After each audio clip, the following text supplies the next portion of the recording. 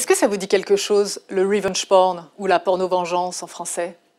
C'est un nouveau phénomène cruel de chantage et de revanche des ex sur Internet. Un couple se sépare et l'un des deux partenaires, l'homme dans 90% des cas, se venge en publiant une photo ou un film d'un acte sexuel ou bien simplement une photo très suggestive. Le phénomène est né aux États-Unis, mais commence déjà à faire des victimes en France et ce n'est que le début. Aujourd'hui, de plus en plus de femmes et d'hommes acceptent d'être pris en photo ou filmés dans des moments très privés de leur vie, la plupart du temps dans leur plus simple appareil.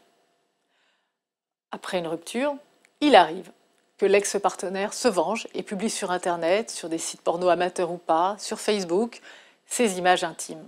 Dans ce cas, il est nécessaire et souhaitable d'abord de commencer par demander au site en question de retirer les photos considérées comme contenu illicite, mais aussi de déposer plainte en allant au commissariat de quartier ou de consulter un avocat.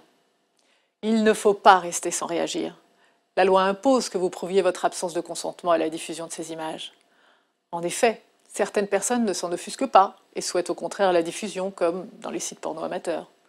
Il est donc impératif de prouver que ces images ont été captées dans un lieu privé et sans consentement pour leur diffusion.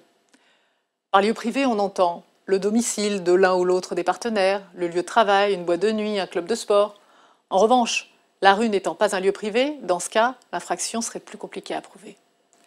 Porter plainte permet dans la plupart des cas la traduction de l'auteur de la diffusion de ces images devant un tribunal correctionnel où il pourra être condamné à 1 an de prison et 45 000 € d'amende, sans compter les dommages et intérêts, qui peuvent atteindre 5 000, 10 000 €. Un exemple fait jurisprudence actuellement en France, celui d'un ex-conjoint qui a publié des photos de son épouse et mère de ses 2 enfants sur des sites de rencontres, en donnant son adresse et en invitant gratuitement à des faveurs sexuelles. La femme enseignante l'a appris par ses élèves. Elle a porté plainte et elle a obtenu la condamnation de son ex à 12 mois de prison avec sursis et 5 000 € de dommages et intérêts.